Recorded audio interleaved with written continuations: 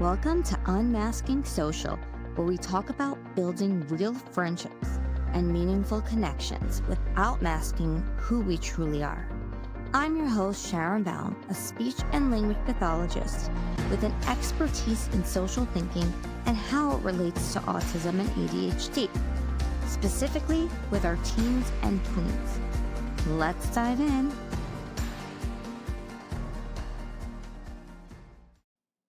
Hey, everybody. I just want to let you know that I recorded a wonderful podcast with my friend Liv. And you are going to listen to it. It is coming ahead just right now. Liv and I have met through the podcasting world. She's fantastic. Just have eating disorder or um, eating adaptation coach. And she is a bright spirit who encourages and motivates others, including myself. And today I am posting the recording that we had on her podcast regarding OCD and autism and eating disorders. It seems like OCD and autism, as well as eating disorders and autism, cannot follow the same approach as very prescriptive, and nor can even neurotypicals follow the prescriptive approach because each person is different. That's just life. We're all very different. So I hope you enjoy and can learn from this and take something from it that can help you in your journey through life. Thank you, Liv. I would love to talk more about the OCD piece because I've noticed for me that I actually didn't even I don't know if we talked about this on our previous podcast together, but I don't I didn't know or think that I ever really resonated with OCD. I thought it was always, like either like the eating disorder or autistic related like preferences. But Right. since living at home again, like, I actually have started to think that I definitely do have OCD, because the amount of distress it causes me when, like, every morning, like, I go downstairs because like I said, I wake up early, and me and my mom have this thing now that I'm like, before you go to bed, clean the counters and clean the handles and clean the things because they, like, my family they do not value hygiene. Like, Okay. they have their Oh, dirty hands typing on the laptop, and then yeah. they never wash their hands. Like, and then they'll get something out of the fridge, and then their hands will have butter, but then they'll just, like, wipe their pants and then grab the handle. So but that because I know that, that's kind of where I've been starting to recognize OCD because I don't trust touching anything anymore. Um, Really? that's like a common, how do you say it? Like a Like a theme? communal thing. Because Oh, like, in okay. my room, everyone knows no one comes in this room. And so because things kind of pretty much stay how they are, like, I'm not gonna disinfect the handles in this room because I know don't touch them. But, like, Right. so for me in the morning, and this is, like, a huge cause of anxiety for me, and that is how I know that it's, like, OCD related because of the distress it causes me if I don't do it. So I'll wake up in the morning, and I usually am, like, so excited for the morning because 'cause I'm like, "Coffee and writing and my routine." Yeah. It's my most creative time, and I also, like, really struggle with my eyesight, like, my eyes hurt really quickly. I may have to go to an optometrist, so reminder to self, because this prescription is, like, 2 years old, and apparently, like, that I haven't even gotten my eyes checked for 2 years, so anyways, why am I going down this tangent with oh, yeah, but, like, now when I wake up in the morning, like, it's immediate heart palpitations Yeah. because I don't know what the state of the kitchen is gonna be, and so I come down and I just vacuum everything because if I see one crumb, I'm like, "Okay, we're vacuuming the whole floor just to be safe," right? I will, like, take the disinfectant and I'll wipe down all the handles, I'll wipe down all the counters, even though I know my mom did it the night before. And then I will spend a half an hour cleaning stuff that then in a few hours when everyone is awake is just gonna be messed up again. And so multiple times a day I have this like routine of cleaning everything just so Right. that I feel like and yeah, and so it's gotten to a point where I don't even know how much of it is me overreacting versus like something that I'm going to have to almost make peace with, because I have lived alone for the past 5 years, and, like, my apartment, like, has been sterile, because Oh, that's how I am. So and yeah. I've always been that way. Yeah, so that's at me at for me at this point. I'm also thinking about getting a therapist too to like explore like how to deal with that. And yeah, just Yeah. so many things. Yeah, I know. It's so interesting that you mentioned that because I know we touched upon it when you came on Mhm. my podcast about the OCD and how it manifests for even myself and how a lot of people don't even know they have it because they're misdiagnosed or there are other things going on at the Yeah. same time. So then they don't know that there's OCD too. And I actually had someone on the podcast last week, finally, Jan Stewart, who had children and one of them had OCD with autism. And this is where it gets a little tricky Yeah. because a lot of times people think that the autism is, like, for example, the repetitive behaviors, as we call them, or Yeah. repeated Like the ideas. stereotypic. Yeah, Yeah. stereotypical. Yeah, exactly. The old school, the stereotypical would be part, the OCD, when in reality, that's not the OCD because that's kind of calming. Anything that's self-soothing is not OCD. OCD usually is things that are going to cause you distress, like you're describing, right? Well, this is so interesting though, because after I've done the whole kitchen cleaning routine, like I feel so calm. Like I feel relieved. So then Right, I don't know if it's or right. well, maybe Well, it's not either one. Maybe it's right. yeah. So, I'm definitely not a professional in the area, but I will say that what you're describing sounds to me almost like a compulsion, and the compulsions are what makes you feel better usually. But they the professionals will always say, stay away from doing the compulsions because the more you do the compulsions, the bigger the OCD grows and develops Mhm. because you're learning that you need to do this in order to survive. So then it goes from half an hour of cleaning to an hour to 2 hours until it can create like an avalanche. And that's why you feel so much better after. Again, Mhm. I don't know if this is OCD or No, not. I'm just listening with like genuine curiosity because I think for me, like similar, because of course all my work has been around like the autism and the eating disorder, and I often get a question like, how do you know if it's the eating disorder or the autism? And a lot of times, like, people have even said that eating disorders are just a form of OCD. So it's like, Right. again, we run into all the labels, but like, I'm writing a book right now on autism and anorexia. I may have told you that, but that has Uh-huh. been like consuming my entire soul. Hence why Right. the podcast has just become like less serious, which has been a huge like identity shift because, like, I Yeah. have not missed a week of the podcast for, like, the past 4 years, and now Right. I'm just not as interested anymore because I have this other thing that is just so much more important to me right now. So anyways, a tangent aside, why was oh my god, I keep going into these, like, I think 'cause exploding with the eating disorder and versus the autism. Oh, yeah, so I'm writing in this book about, like, how there isn't an "it's the eating disorder or the autism." Like, if you are autistic and you engage with an eating disorder, every single quote unquote ED behavior is going to be tied to the autism because every behavior you engage in is rooted in you in being autistic.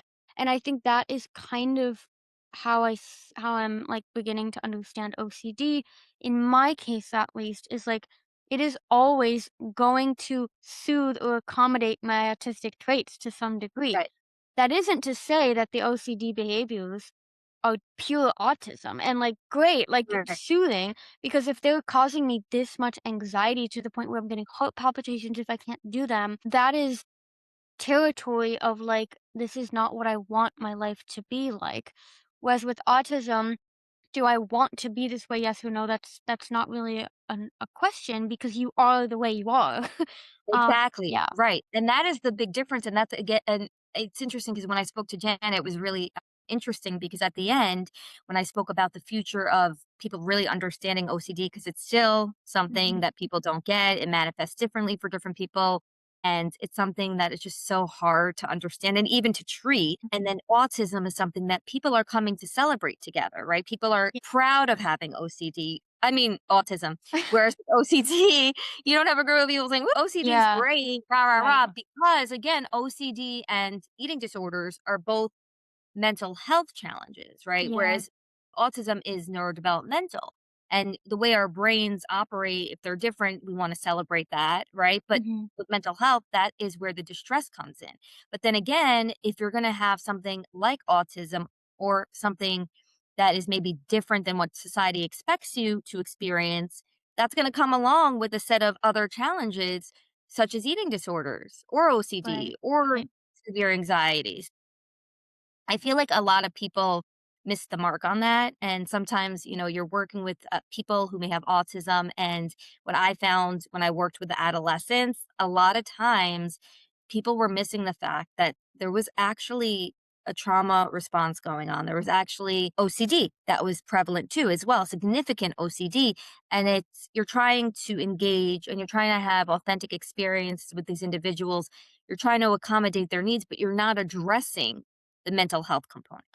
Exactly. And in the case of autism, you're not addressing how there's a connection to autism, and you cannot treat OCD, quote unquote, treat OCD without understanding what it looks like to also be neurodiversity affirming.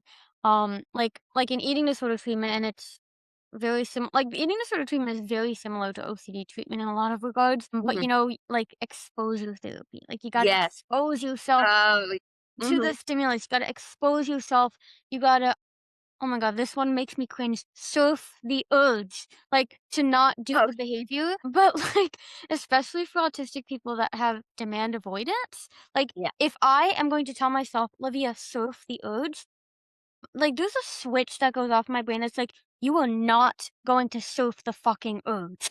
Like, yeah, now you're actually not going to do it because you have to do it, and it's right, this very complex interplay between what you logically know might help you, wanting to, like, listen and take guidance from someone who, like, specializes in treating OCD or eating disorders, but then also feeling like your autonomy is being violated.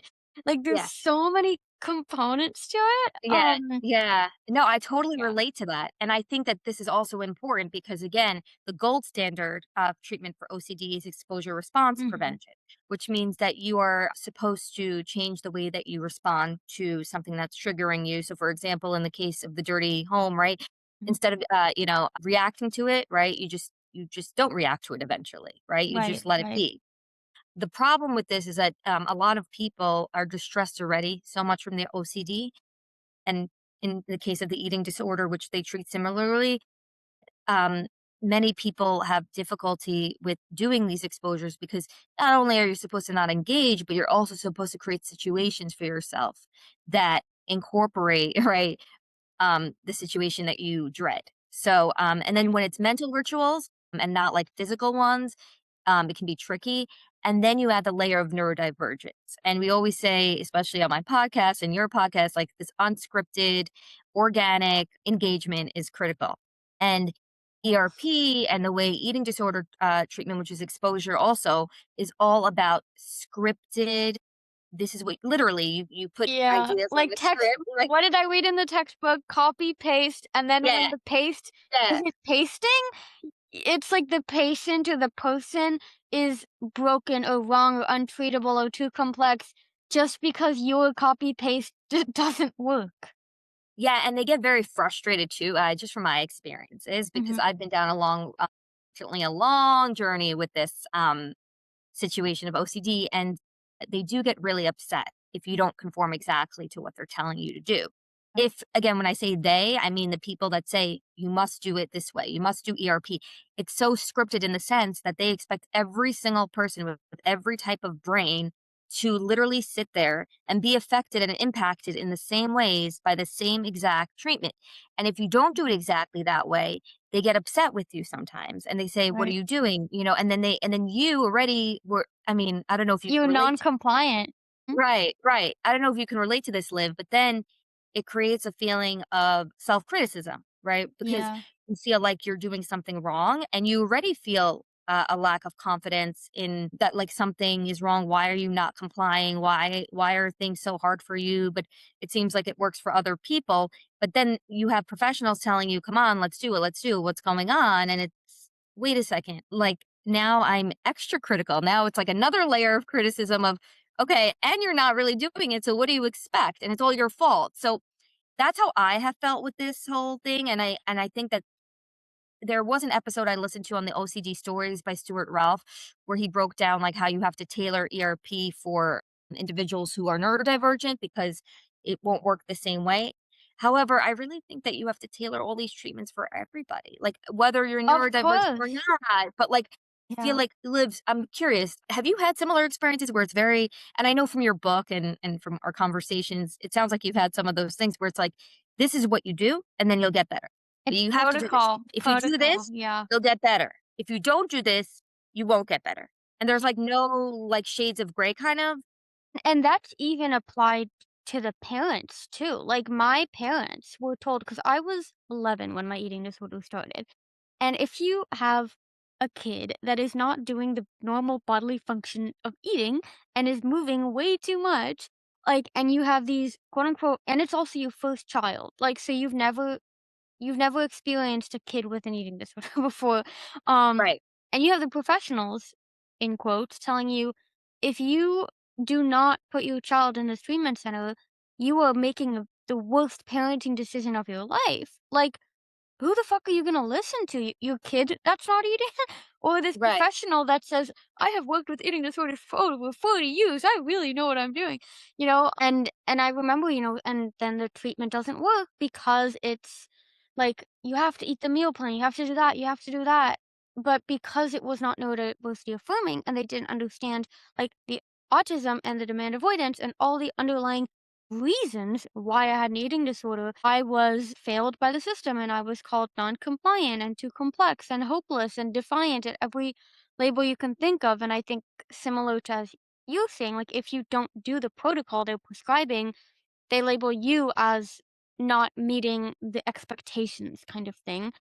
And then I have been in treatment for months and years, and then my mom and my dad are like, "We're taking her out of this center because she just literally ran home in the middle of the night, and you guys didn't even know she was gone until she was already home." Wow.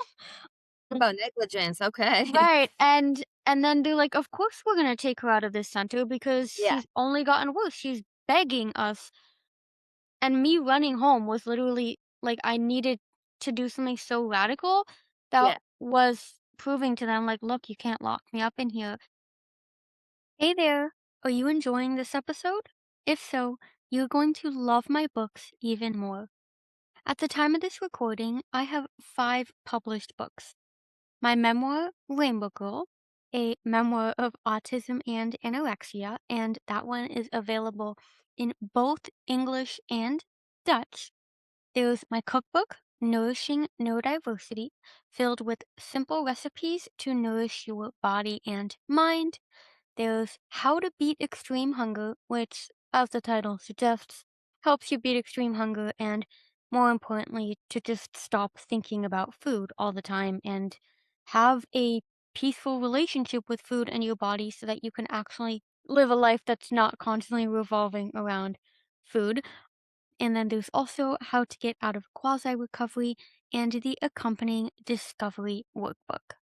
Each book takes a neurodiversity affirming approach to creating your unique version of food freedom so that you can move forward, pun intended, in a way that works with your autistic mind rather than against it. And the best part is, you can now mix and match ebooks, paperbacks, and audiobooks to create your own discount book bundle at livelabelfreebooks.com. Just navigate to the Bundles tab at livelabelfreebooks.com, select the books you want, and happy reading or listening. Now, let's get back to today's episode. When you have other family members that are not autistic and they think that it is a choice, like they still think it's a choice. Yeah, and then also with like the OCD, like, too, I say, because I'm constantly talking to my mom about, "Can you make sure that's clean? Can you do that? Can you Right. do that?" Because I know the whole OCD thing is like, yeah, like one of the biggest misconception is like that OCD is about like things being really clean, but like for me, that really is the main way that OCD shows up. Like with other things, I'm sure it shows up, but well, yes, actually, there have been a lot of instances now that I'm thinking of. Like, I remember when I was living back in Massachusetts, this was like last year. And I remember this particular event so clearly because I remember coming home and being like, I cannot believe that just happened. But it's gonna sound stereotypical, but it's like making sure that you turn the stove off. Like, Yeah, that I is a really always do it. Like, yeah, because that's me, but I remember I was biking to the library and it was like a 20-minute bike ride. And I was almost there, and just out of the blue, I just get this thought of, "Are you sure you turned the stove off?"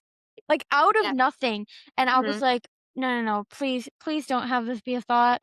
And right. I couldn't I couldn't I had to go back home to check that, and of course it was off, but that is kind of how I knew it was OCD because it Yeah. was not based on anything. Right. Yeah. It's like, but that need for certainty on something that's irrelevant, right? Because at Yes. the end of the day, you want to be certain that that oven wasn't turned on in that case, Yeah. right? But no matter what, okay, well, it may or may not have been turned on, but your mind, your nervous system felt like, oh my God, if it's turned on, then that's it. The world's over. And then you also said something interesting, which is you said, and then I said, please don't have this thought, please don't have this thought. Wishing the thought away is so classic with OCD. Yeah. You don't wanna have these thoughts. They're intrusive thoughts. They cause pain, they cause distress. You don't want them, and that's, I think, a big distinction with autism, whereas there are passions, there are interests, there's things that you do that you know a lot of, and people think it's OCD, but no, a lot of those interests and passions are things that you like. The self-soothing repetitive motion is calming to the system and it Yeah. doesn't build up, create more anxiety. Whereas with OCD, it's just a constant need for certainty, not wanting to have specific thoughts because those thoughts are going to annoy the hell out of you. Love I love that you're explaining this because when I was thinking about, like, other examples, I was like, would I say I'm OCD about my writing? Because, like, I am very obsessive and rigid and strict in, like, my writing routine, like, it is very important to me that's the first thing that I do, and we don't go on our phone, and we don't do anything else, we don't even talk to anyone or look at the emails until we've done our writing words today. With that, that's not OCD because when I think about writing, I get excited, like, I wanna think about writing, and it's like, if I don't get my writing done though, like, it's not the end of the world of, like, stress and anxiety because something terrible is gonna happen. Um, and then also why I've been thinking more about OCD lately is because, like, just I go on social media sometimes at this point. You know that I'm, like, not even on there anymore, but, like, Yeah, sometimes I I barely go. see you. I'm like, where did Liv go? I don't Yeah, see her well, anymore. that's why She I think we disappeared. just need to do more of these, Yeah, I agree. because I cannot be bothered to, like, even, like, put effort into the podcast, like, by myself anymore. It just the barrier is, like, too much for just having a conversation, you know? But, like, the algorithm somehow, like, knows me because it's been showing me a lot of OCD real Oh, videos, and well, there's that podcasts are going to definitely show you. They're going to right. hear us talking. So you're going to get all recommendations for Yeah. ERP. And then we'll talk about it after about what to really do. And Yeah. then there was this one account that just keeps showing up, and I had to follow them now because everything they post, it is so resonant. It's like leaving home and realizing that you, like, left your laptop in the charger, and then your brain going, "OMG, like, probably the couch caught on fire, and my whole house is burning down, and now my dog died because the house is burning down." And I don't have a dog, but, like, I have had, like, almost that exact fear of, like, having left something plugged in, like, even something that's fine being plugged in, like a laptop, and I realized for myself, like, now whenever I leave, I have to, like, unplug everything, and if I don't do it, I'm like, "Well, what if this is the time that something goes wrong?" Exactly. Yeah. Right. So that's so classic. Like, this is different. This feels different. And that happens with me too. And also, it's interesting because with OCD, unlike other anxiety disorders, because it's not really an anxiety disorder, Mhm. it's like under anxiety, but it's really very different. It likes to switch up things on you. Right. So, Yeah. for example, like you think you have a cleaning challenge, but wait, you're also worried about electricity and fires. And so it goes into different things and it really changes what we call themes, but it latches on to things that are important to you. That's the thing, Yep. is things that are of value that are important. Like, for example, for you, you like things organized, you like things clean, you like things, Mhm. it's important for you to have your writing done well, right? Like these are things that Yep. that are important. So of course it's going to go after and make you question the things that you like. It doesn't go after things you hate or like you're not interested in. It No, doesn't yeah, and it doesn't care about those things, but it cares about the things that are like relevant and important, like at your yeah. core. The things that are Right. at your And I yeah. know for me, because it does a lot of the time it does come back to the writing, funny enough. Like, for example, the kitchen, like if I am sitting down there drinking my coffee, like I just cannot focus if I know that the environment is not clean. So that, and I've always, I remember even like my therapist I had years ago, this was before the whole autism diagnosis, but like towards my parents, he wrote in like the report, like it is very important for Livia that she has a prepared environment because otherwise she becomes overstimulated. And that's again where it's like I don't think it's just OCD and it's not just a matter of, oh, just expose yourself to the kitchen being dirty and don't do anything because like if right now for example like I'm up here, my mom is downstairs, I could care less if the kitchen was dirty right now because I'm not bothered by it, but like Mhm. if I am in that environment, Right. then it does have to be up to my standards kind of thing. Well, yeah, there are Yeah. sets of rules. OCD is very interesting, right? It sets rules for you. Like, for example, if you're here, you won't be bothered by it, right? If you're experiencing something else or you're somewhere else, you won't be bothered by it. Sometimes, though, OCD is funny, not to alarm you or anybody listening. And when I say funny, it just, you have to have a sense of humor with it sometimes. Otherwise, you just kind of feel like, I wait, do the what's same going with on the here? eating disorder. Like I Right. And it's so hard, people don't realize how hard it is. It's so challenging. It takes a lot away from you. And so basically, like, it has a funny way of saying, oh, you're safe here. And then all of a sudden that doesn't feel safe anymore. So, like, it's interesting how it can tell you, like, okay, as long as you don't do this, you'll be okay.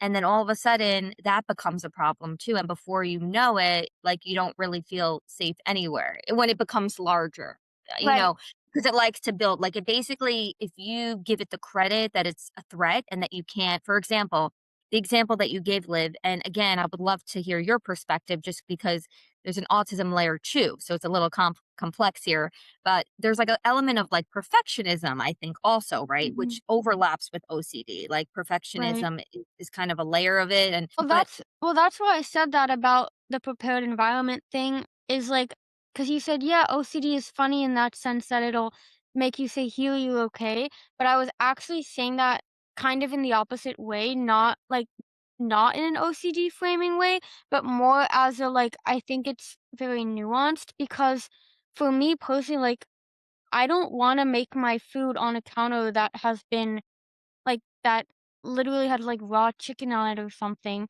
right, because, like, literally, this sounds gross, but that's how my family is. Like, they do not right, care about cleaning things. And and in that case, I'm like, that I know that isn't OCD. Like, that is me want and that's why I said I'm not bothered by it if I don't need to use the kitchen. Not right. because of an OCD thing, but more that like I'm not bothered by it because it just literally doesn't affect me. And I only care about things that affect me. Like to your point about you care Yeah. about things that are connected to Yeah. your overall life and well-being. And I think that's just what I guess the main point with this, it's that just makes it really hard to live with people that do not share your preference, I guess. Yeah. I think that it is hard, actually. I mean, OCD or not OCD, I think when you're living with people who have a different approach to things such as cleanliness, that's a big one. I think Right. it causes a lot of friction because, again, if you're sharing space, right, essentially with somebody. Right. And so what's around you within the environment is really important. Ideally, you wanna live with somebody if you can, right, that maybe shares, similar approaches. So, yeah, I mean, not wanting to cook maybe with raw chicken on there, I mean, raw chicken personally grosses me out, so everybody's I don't different. even Yeah. eat meat. Right, I mean, you don't even Right. eat meat, so right, but getting back to your writing, it's interesting because you're very zoned in on it now, which I'm so happy to hear, like, Mhm. you're, like, full on, that's it, you're gonna be publishing this book soon. But you said that, like, sometimes, like, you need, make sure that all things are, like, situated a certain way or, like, the Mhm. environment is a certain way so that you can really be 100% in your zone, Yeah. right? You want 100% optimization, right? In terms Yes. of your product. So it's interesting because I actually it resonates with me Mm, because I think a lot of what you're saying, like, for example, with the oven and the organization, that doesn't necessarily bother me. But I think at the core, the big fear for me at the end is that all these thoughts will build up eventually and I won't be able to be productive. Like, mhm, it's like almost like you want to operate at 100%. OCD scares you into thinking you can't, right? You mhm. can't be 100% productive. But the reality is that sometimes it's kind of tricky. It kind of tricks you into thinking like, well, if this is a certain way, you won't be 100% productive. But then you remember, wait a second, how many times have you not been 100% productive? There's no way to always be 100% in the zone. You know Right. what I mean? And I know that too, also just, like, based off of, like, life circumstances too. Yeah. Um, and it's funny because I don't necessarily actually resonate with, like, the environment needs to be a certain way for me to be productive because I have written, like, and this is mostly based just on, like, experience. Like, I used to think for a really long time, like, the my best writing comes when it's, like, in the morning, when I have my coffee, when I'm sitting at a desk, like, that perfect writer setup.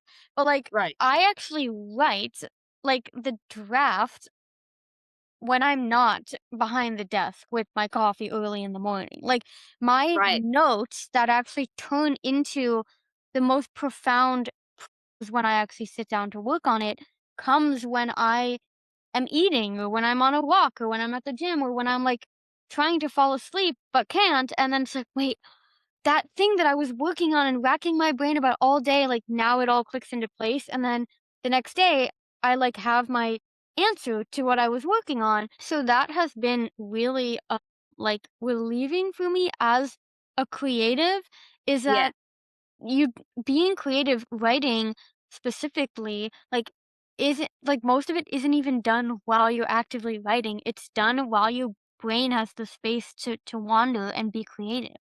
It's so true. I feel the same way where it's like there's no way to structure creativity. There's no way to Mhm. say, okay, right now I'm going to be creative. Like Right. I find that all sorts of ideas come to me at random times, like in terms of creativity. I could be at the gym, and I could Mhm. be, on the that's usually when I get like the best ideas and Me clarity. I'm too. like literally like pondering life as I'm cycling. Like last week I actually took a cycling class for the first time in a while because I haven't been good at taking these really good classes. And I'm sitting there and like my legs are killing me. And all of a sudden, like I have this great idea about something I want to do, like related to work. It's just so crazy. It like just comes right in. And then you're like, okay. And then like afterwards, I still remember it. So yeah, there's Yeah. nowhere to structure creativity. So like it's so interesting, like because in the morning is when you're really excited about it, it sounds like, Right. right? And then that's when you really want to work on it. But at the same time, it's like the creativity that comes and goes from like the day before, different moments. Right, and I do know that, like, that is why it's so important for me to write first thing in the morning, is Yeah. because that's, like, when, like, all the processing that has been done during, like, the sleep is Yeah. really, like, because I have tried, like, different routines, and sometimes, I will like, I have moments where I will just write from, like, 7 to 9 p.m., and I'll be like, "Damn, this is, like, some of the best writing I've ever done," but Mhm. especially now with, like, I think it's different also, like, based on my environment and, like, when I am alone, like, when I have the whole day to write whenever I want, like, it's way different, but because now, like, my my alone time is, like, really only in the morning, I kind of have to, like, really protect that because I cannot write when there's people around me. Like, I just and I know that's, like, an autistic thing, just not because I don't want to or because my OCD has convinced me you can't write Right. when there's people around you. No, Like, no. because it's stimulating, it's Right. overstimulating to me. Yeah. Yeah, no, I think that the nervous system is a big component that I think people ignore.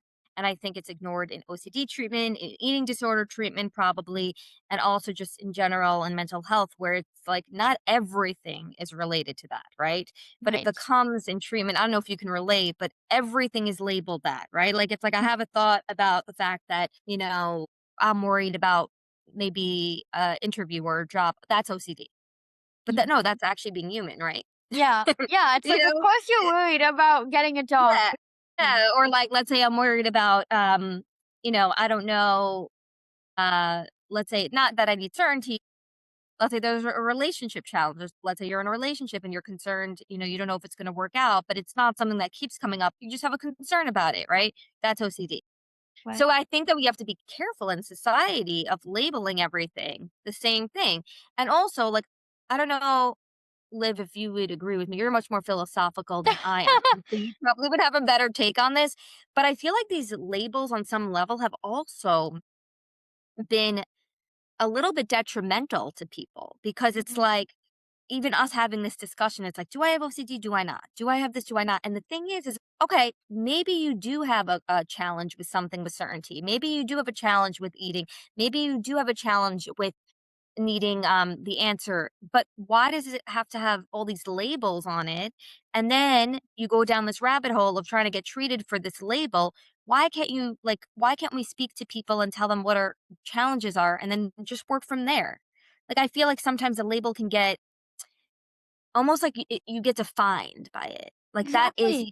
that is Well, you, mhm. and you feel like that is you, and then you have to start practicing after you go through this treatment. I don't know about if you have this, but, like, an identity shift where it's like, "I'm not the OCD," right? You're Right. not your eating disorder, but after being told about it and talking about it so much, you feel like you're one with this thing. Right. And that's again, hello, live label free. Like even Yeah, for me, I think because I have that mindset of, no self, like we are never a fixed identity. Like we adopt an identity. It's like an identity is always like a layer, a mask you put on in a way. And that's what right. the eating disorder for me was. It wasn't a mask, it was an identity. And it was interwoven with OCD because when I would have a thought that I didn't want about doing push-ups or something. I was like, "No, please not have that thought." But as soon as it was, like, "You're gonna do push-ups," like, I couldn't not do it. And this is how I knew it was OCD because I would, like, be doing the push-ups in the bathroom, because it was secret, Yeah. and I my arms would be shaking, but it was like, "If you don't do 5 more, like, your dad's gonna die tomorrow." Like, Oh, and there we that go. is There we totally the go. OCD. Exactly. Um, That's the magical thinking, as they but call it, right? I used that to motivate the eating disorder because by saying that I would do 5 more push-ups, which is what the eating disorder wanted. So it was also Oh. twisted up, but I think now because I understand like and even I see eating disorders as probably as eating adaptations. Like Mhm, they are an adaptive way to create safety in a world that is perceived as unsafe. I think mhm. we can take the same perspective to OCD. And I Yeah, think that is why, for me, like my OCD in quotes here has worsened, quote unquote, in this living situation because it's not only my environment, and this is where the autism layer comes in. It's an unpredictable environment because yeah, I live with people that by their nature are unpredictable and they don't share the same need as me to have everything defined and known in advance. Like my sisters will just come and go whenever, and I'm like, you have like, why didn't you say you were coming home this weekend? It was like, I have to announce that. I'm like, we had this discussion like 100 times. And then you have my right. mom swooping in, like, everyone lives here. Like, no one should have to announce when they Mhm. come and go. But Yeah, like, for me, yeah, it's like, you can come, of course, but like, I just want to know because that right. gives me a sense of how I like of the predictability That's piece, and that's the autism, right? right, But that's so what with we're yeah, so with the OCD now, seeing the OCD not as I like I even have OCD, but more as like my behaviors right now have adapted into more obsessive compulsive because I'm trying to cope with this situation. I'm trying to create safety for myself. I think that is so much more empowering when it comes to practicing letting go of the behaviors yeah, because you are framing yourself as someone who is fairly adaptive. And it's like if I can adapt into having these intrusive thoughts, I can adapt into a direction that I live a more peaceful existence. But by saying you have OCD, you need to expose yourself, you need to blah blah blah. Like it makes you feel so like yeah, just has to be tested on. I'm like I don't yeah, want that. yeah, no, yeah, it's interesting because I felt yeah, it does feel almost like a guinea pig, like an experiment, and the way sometimes it's done is in a way that's so scripted and, like, that you feel like you're actually, like, doing like your research study kind of, because it's Mhm. so like it's so not, no, it's not person centered really. And so and I think that they sometimes the professionals don't understand themselves what this really means for Mhm. different people and why. And I think that's why it's really important when you're finding treatment for anything, any of these things, is to seek somebody out that is willing to be flexible and also understand your experiences thus far and know that, hey, you know what? Like maybe these things didn't work for you, but there are other things that could work. You're not a hopeless case. The other end of it is what you were saying, Liv, which I felt like that many times. I'm treatment resistant. I'm a hopeless case. Everybody else seems to be doing better, right? Everybody else seems to be progressing.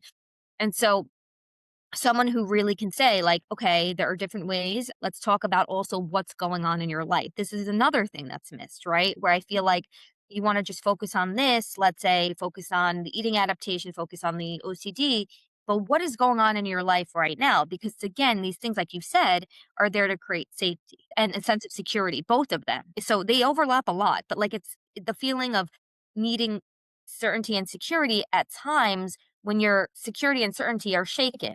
Like my OCD will get really loud, and this season has been particularly hard, but when things get to the point where I feel like I have like no control over anything. And Like that no is certainty at all. and that is exactly right now, like, how I feel in this living situation. Is like I have no control over my environment, and that's why the OCD worsens, is when we feel we don't have anything to hold on to, like, feel anchored and grounded.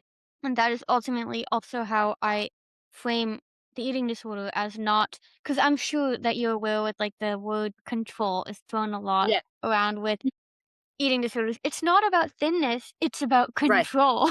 And I'm like, Right. Right. no, it's about safety. And I give this metaphor in my book and in actually in my other books too. And I've mentioned it a lot on my podcast about, like, especially when you are neurodivergent and you are very already wired differently, like not just mentally, but like nervous systemally, like everything works differently. Like you feel like you're swimming in this ocean where everyone is just like navigating the waves, and you are constantly afraid that you're gonna drown because everything is constantly changing, and you're like, "Wait, that was the rule, and now the rule has changed, and now the rule is changing again." Right. And then I frame the eating disorder is like, and the OCD in this case too, is like a life raft that just, like, appears out of nowhere, and you hold onto it for dear life, literally, because, like, Right. this is the one thing that I can hold on to. And I ask, it's a lot of times with parents, I ask them, you know, just to help them better understand their child, I say, if someone were, like, actually drowning, like, in the Atlantic Ocean, like, they fell off the Titanic, and they were actually Okay. drowning, There's a creative side. and they grabbed onto a lifeboat, would you say they were trying to control their survival? Or would you say they were trying to survive? They were trying Right. to feel safe. And that That's isn't necessarily like, oh, it's a positive adaptive coping mechanism, but it is a coping mechanism. It's that quote, someone's doing the best they can with the resources and knowledge they have. And that is ultimately what recovery, or as I like to say, discovery, is about.